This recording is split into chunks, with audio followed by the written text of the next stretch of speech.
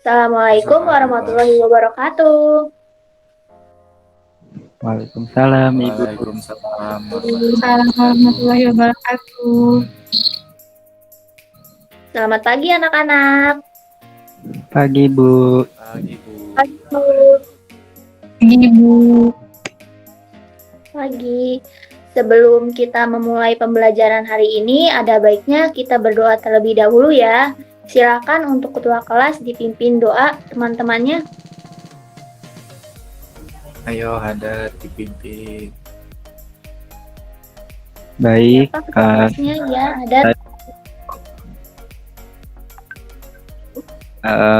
Sebelum memulai kegiatan belajar hari ini, langkah baiknya kita berdoa. Berdoa dengan khusyuk dan kepercayaan masing-masing. Berdoa dimulai.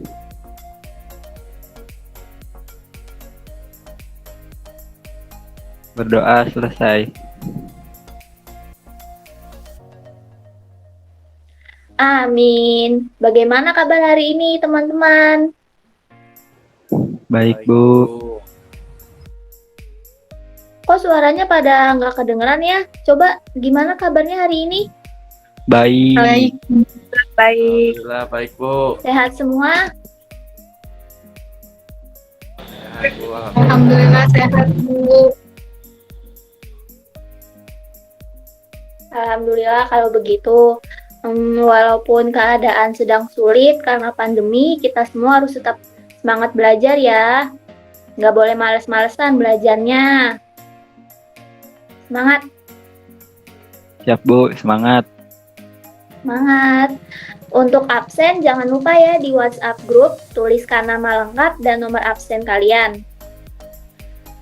Oke, selanjutnya hari ini saya akan memaparkan materi tentang menghitung parameter air dengan aspek fisika. Sebelumnya, apa yang terlintas di pikiran kalian saat melihat judul materi yang akan saya sampaikan hari ini? Saya Bu, izin menjawab. Ya, sok Hadat. Aspek fisika itu kayak suhu, salinitas, kayak gitu Bu. Kalau yang Ya, ada tahu. betul. Betul, Hadat. Coba yang lainnya. Arus mungkin Bu.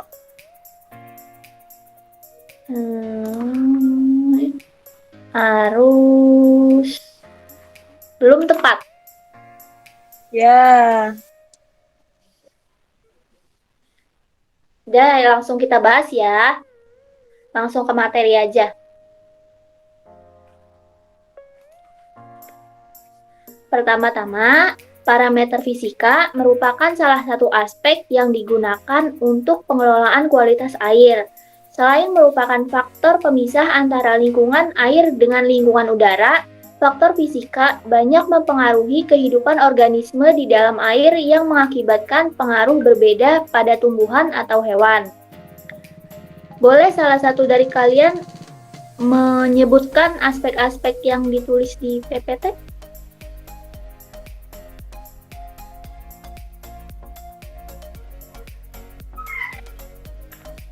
Halo? Ya saya Bu. Ya, boleh. Aspek-aspeknya ada warna air, intensitas cahaya, suhu, kekeruhan, salinitas, kecerahan, kedalaman air, dan debit air Bu. Baik, terima kasih Pandu. Selanjutnya, kita akan membahas warna air. Next. Baik, warna air pada kolam dapat dipakai menjadi salah satu parameter apakah suatu perairan tersebut sudah tercemar atau belum. Warna air dapat dipengaruhi oleh kandungan fitoplankton, zooplankton, larutan tersuspensi, dekomposisi bahan organik, dan lain-lain. Warna perairan diukur dengan metode organoleptik, yaitu pengamatan dengan kasat mata atau dengan visual comparison method, yaitu dengan membandingkan air sampel dengan warna standar yang dibuat dari unsur platinum dan unsur kobalt. Selanjutnya ada intensitas cahaya. Dari sudut fisika, cahaya matahari merupakan sumber energi bagi terjadinya arus, gelombang, dan perairan. Selain berperan dalam fotosintesis, cahaya juga dapat mengakibatkan kerusakan pada organisme. Alat yang digunakan untuk mengukur cahaya adalah luxmeter. Bisa dilihat gambar di samping, yaitu adalah contoh dari luxmeter, di mana alat tersebut akan disimpan di atas permukaan air, kemudian dicatat nilai yang ada pada luxmeter. Selanjutnya suhu. Suhu, intensitas, dan kualitas cahaya yang masuk ke dalam air dapat menghasilkan panas.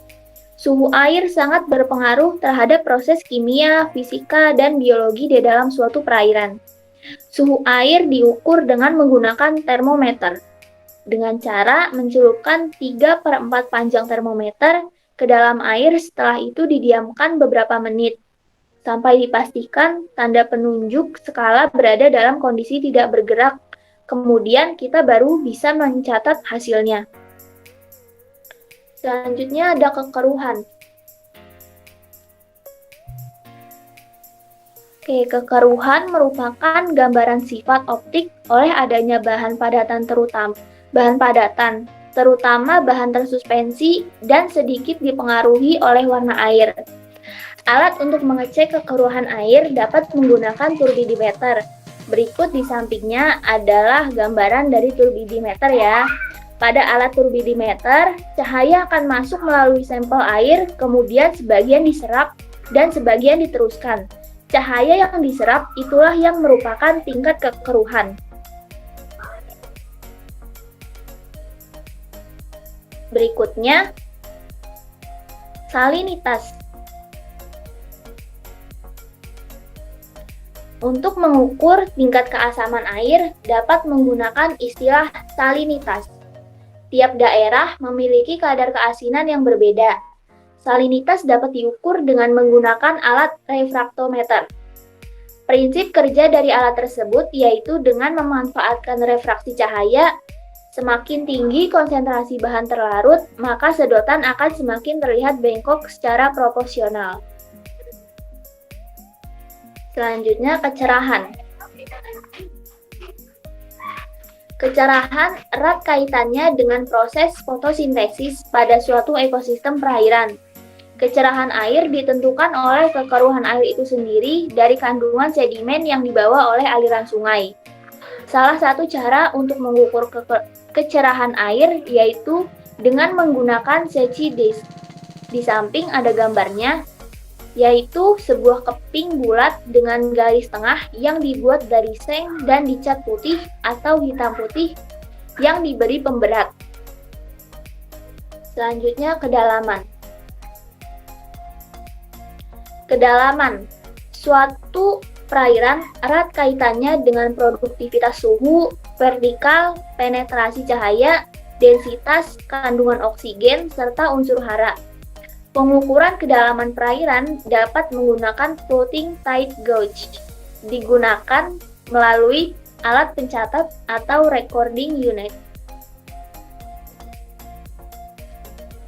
Yang terakhir ada debit air. Debit air merupakan ukuran banyaknya volume air yang dapat lewat dalam suatu tempat atau dapat ditampung dalam suatu tempat tiap satuan waktu. Pengukuran debit aliran sangat diperlukan untuk mengetahui potensi sumber daya air di suatu wilayah. Gambar di samping yaitu flow meter.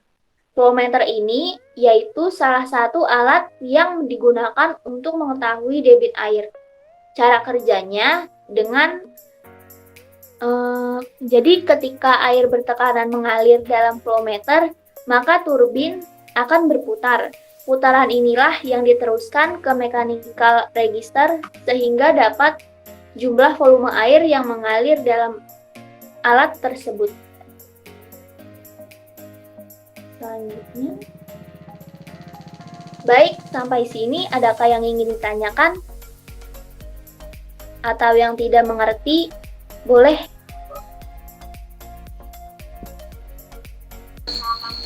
Ibu izin bertanya. Iya, boleh. Pada itu Bu, pada tingkat pengukuran kecerahan air.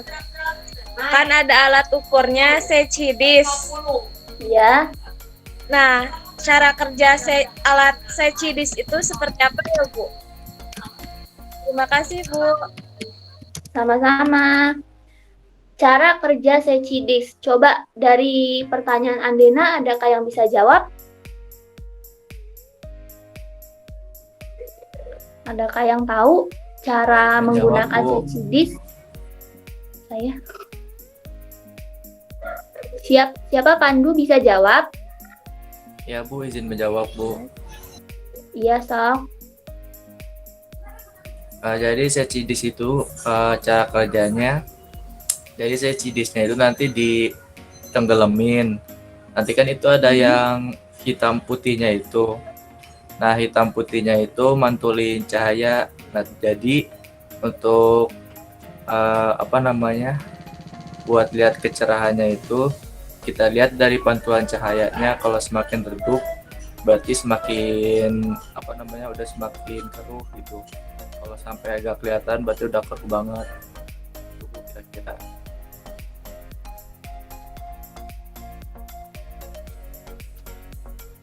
Sudah, Pandu. Gimana Andena mengerti? Atau saya ulangi lagi? Boleh Ibu ulangi lagi biar lebih jelas gitu. Baik, yang kita tangkap dari jawaban Pandu, sebelumnya terima kasih ya Pandu udah mau jawab. Cara menggunakan secidis itu dengan dimasukkannya secidis ke dalam air.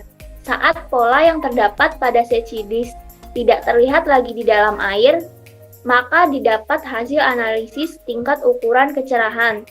Jadi saat secidis itu sudah tidak kelihatan lagi dari permukaan air, berarti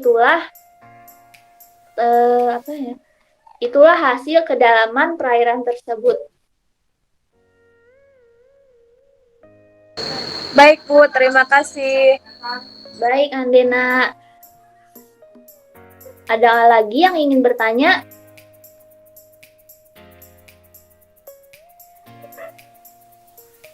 Untuk Andena sama Pandu dapat nilai tambahan ya karena udah mau bertanya dan sudah mau menjawab. Yang lain? Terima kasih Bu.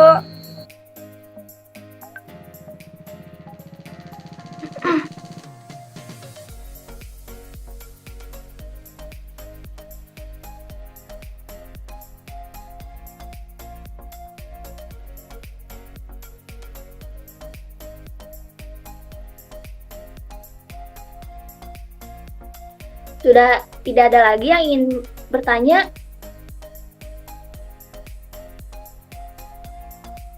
Oke, kalau gitu saya yang bertanya ya. Tadi yang udah bertanya Andena sama Pandu, cukup ini buat teman-teman yang lainnya supaya mereka juga dapat nilai tambahan untuk UAS. Pertanyaannya gampang. Sebutkan apa saja yang termasuk ke dalam parameter kualitas air dari aspek fisika. Kalau kalian tadi menyimak, pasti kalian tahu. Coba Bu, Saya, Bu. izin. Oh, Torik Bu. Ya, iya. Tadi yang termasuk parameter itu ya Bu ya, ada suhu air, terus ada salinitas, ada kecerahan, ada apa lagi ya Bu, saya lupa Bu. Ada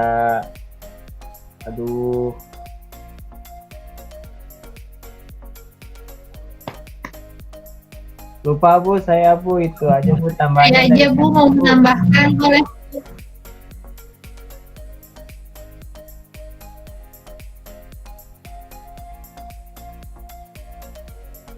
Halo, Nisa suaranya tidak terdengar.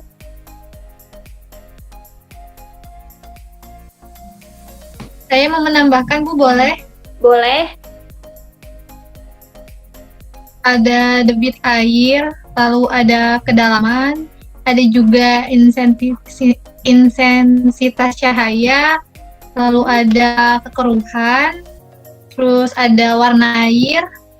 Tadi tadi sudah menyebutkan ya Bu, sisanya. Baik, terima kasih. Nisa dan Torik mendapatkan nilai tambahan untuk UAS. Hadat, kenapa nggak jawab? Tadi nyoba jawab cuman keduluan Bu.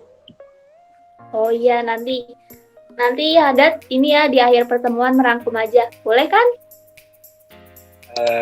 Rangkum pertemuan yang ini Bu. Mm-mm. Minimal berapa lembar atau berapa kalimat Bu? Maksudnya merangkum di sini, di mana? Di pertemuan ini maksudnya gimana itu? Maksudnya Oh. maksudnya menjelaskan kembali pembelajaran yang baru kita Ya Bu, ya. pelajari ini. Oke, sudah tidak ada lagi ya yang bertanya.